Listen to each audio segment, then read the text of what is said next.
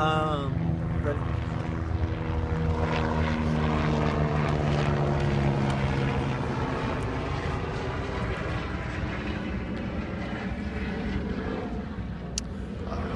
I'll say first of all, just from a week of practice standpoint, and recapping the week,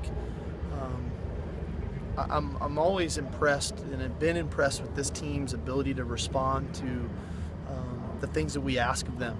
And they came right back to work Tuesday and Wednesday and just battled and competed, and we've made a huge emphasis on one-on-ones and winning the one-on-one battles, whether it's at the line of scrimmage or in the passing game. You know, we obviously, you get what you ask for, essentially, I think, as a coach, if your teams apply the things that you're working on. And they got a great example of it a week ago with the running backs and the emphasis placed on them, making plays at the second level. We saw the end result of that last week in the game. So we've made a huge point of emphasis this week of winning our one-on-one battles. And it was tremendous Tuesday and Wednesday of the competitive nature that our guys had. And then today, the focus on the attention to details I thought was tremendous. It was a little bit lighter Thursday than normally. We are, I don't want to say we're beat up, but we are a little bit more thin than normal. Obviously, Ajane Harris is not making the trip. Adoree is playing so much extensively on defense right now. And then finally, on this past Monday, we eliminated Victor Blackwell from the roster. Just haven't seen him for a month, so we just moved forward there. So starting to talk about how to handle these guys the right way. And we're still taking pride in our ability to practice on Tuesday and Wednesday. But the real focus on Thursday is really being clean, really doing the little things right, being so detailed that we don't fall into circumstances that potentially could happen down the road, similar to what happened last Saturday. So we'll continue to coach, but I have to admit I'm proud of our team and their focus and what they've brought the last 3 days to practice. Regarding the thinness of the roster, just a few injury updates. Zach Smith and Gerald Bowman and Randall Telfer. Great questions. Zach Smith is cleared to go. He passed his concussion test yesterday, which is very positive. Gerald practiced today. Again, we've got a good amount of time. We've got over 48 hours for him to continue to rehab that. I would imagine he goes. To what extent, I don't know. Those things are tricky because it's one hit right back on that thigh, and it feels the way it feels. And Randall practiced the same as kind of how Gerald did today. So, but we're going to have to monitor those guys closely. You know, this is a great opportunity for Bryce Dixon to get a little bit more, reps. He's played well. So we just have to continue to lean on these younger players. John Plattenberg is going to get put back in there, and he's going to have to execute the stuff that we're asking him to execute. So that's why part of the reason why these guys chose to come here as true freshmen was knowing they'd have opportunities to play early. And it's more and more. It's not just Juju and Adoree anymore. It's a lot of guys that are getting opportunities, and we expect them to perform when they get in. In the improvement department, looking at Tuesday as compared to today, what would be some of the areas you feel really good about that you improved on this week? The details of it all. Arizona is a team. First of all, defensively, they give you a 3-3 stack front, which they can give you a multitude of fronts out of that. They can give you a multitude of blitz patterns out of that. And so it's really challenging as an offensive line. Early in the week, you're throwing all that stuff at them. In pass protection, in the run game, you have Tuesday's practice, you look at the film, you clean it up a little bit more on Wednesday, and you're hammering them on being physical and winning the one-on-one battles. And then you come back Thursday, and all the protections, all the runs, they're just blocking everything really nicely and cleanly. That was encouraging to me. 2, defensively, they challenge you with every play. There's a run and a pass. Every play. They're not traditional in that sense at all, where there's a run or just a run and a bubble screen. I mean, these guys are running run plays with wheel routes, and the quarterback's deciding to hand it off or not. Then he decides to run it or not. Then he's deciding as he's running it to throw a wheel route 35 yards downfield. So for us, the discipline for everybody involved to do their job every snap. We had a few breakdowns on Tuesday, understandably so, at it, because it's so unconventional that a quarterback could be running the football, and then you think as a DB, I'm covering a wheel route, now I can come off and go make a play, and he raises up and throws the ball 35 yards downfield. So that discipline, I think, got better as the week went on, and that's going to be key in the game Saturday night. Steve, you mentioned a couple times during the season that you wanted to see more activity from your defensive Right. linemen. Have you seen that recently, or are you still looking for more? Well, I definitely plays from saw them? it in the run game last week. I was really impressed with the guys in the run game, and we got off blocks really well. Just totally eliminated that, and that was a point of emphasis.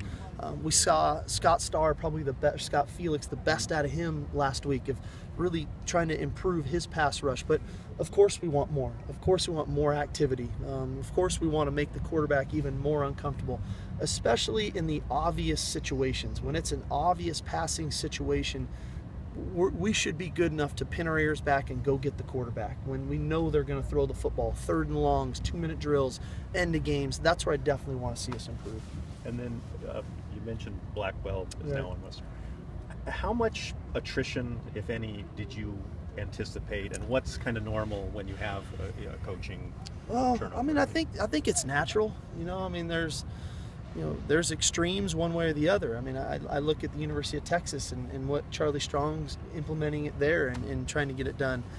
I know at one point when I was at the University of Washington, 24 months on the job, I had 27 guys that weren't with us anymore that potentially could still have been on the roster. So for a variety of reasons, things occur. It can be injury, it can be personal issues, it could be academic issues, it could be personality fits. So a variety of reasons things occur. We can't be naive to the fact that they aren't going to occur. We never like them. We want as many able bodies and motivating guys to do it the right way every day, because we'll be better for it. But the reality of it is, it does occur, and you just really have to live with it, and you have to keep moving forward and focus on the guys that you have that are giving you all they have every single day they come to practice. You mentioned Adori's role on defense increasing. He didn't play any offensive Right. snaps, I don't think, this last game. Is that going to be the case moving forward, Well, or is it a case-by-case? It's a case-by-case basis. I was very concerned going into the Arizona State game after they had run, with penalties, 111 plays against UCLA.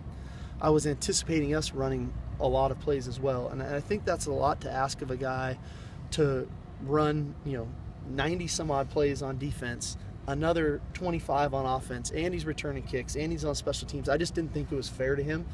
The game didn't go exactly how I thought it would. We ran our 90-something plays. We held them to 60-some-odd plays. It was how we wanted the game to go, but you never know. So his role just wasn't much of one, and the heat going into the game last week.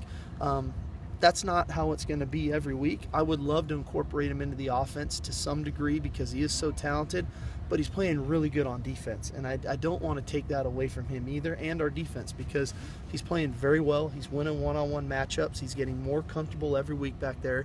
I think he's doing a great job returning kickoffs. I really believe he's close to breaking one here, and so all of that being said, sure, I'm going to try to find a way to get him on the field on offense on Saturday, but I can't predict it. It's so much of that is the flow of the game.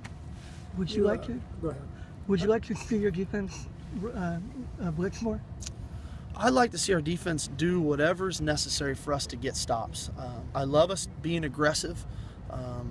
Our technique needs to continually improve. We are definitely very aggressive in the secondary and how we play our man coverage stuff, but our technique needs to improve.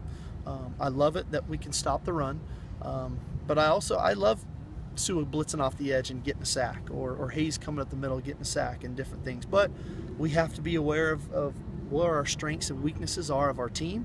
And when you blitz, now you're putting people in a lot more one-on-one scenarios in the secondary, defending really good receivers in our conference. And so there's a fine line there.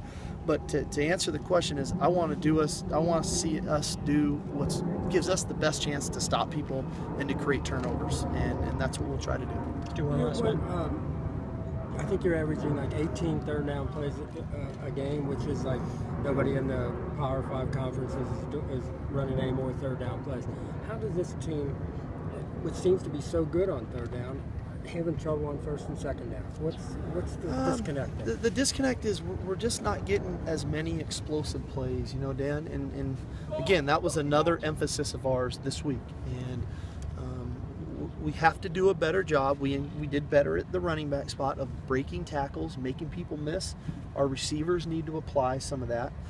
We need to do a better job of anticipating throws down the field, making those throws, and when we do, giving our guys a chance to go up and make a play, then we have to go make those plays, and that way you get yards in chunks. Right now we're getting yards in increments, and we're putting ourselves in makeable third downs, and we're converting those third downs. But it's over time, it's hard to continually put together 10 to 12 play drives to think that you're not going to stub your toe along the way, and that's what sets you back and you don't score. So the key component to all this is, how do we create explosive plays, yards and chunks, and that gives us more chances to score, to do those things. And so it'll continue to be a point of emphasis of ours schematically. We're always trying to find ways to get yards and chunks, but it also has to be a point of emphasis individually. We have to take pride in the fact of, it's not just getting open, it's not just catching the ball, it's what are you going to do with the ball after you catch it.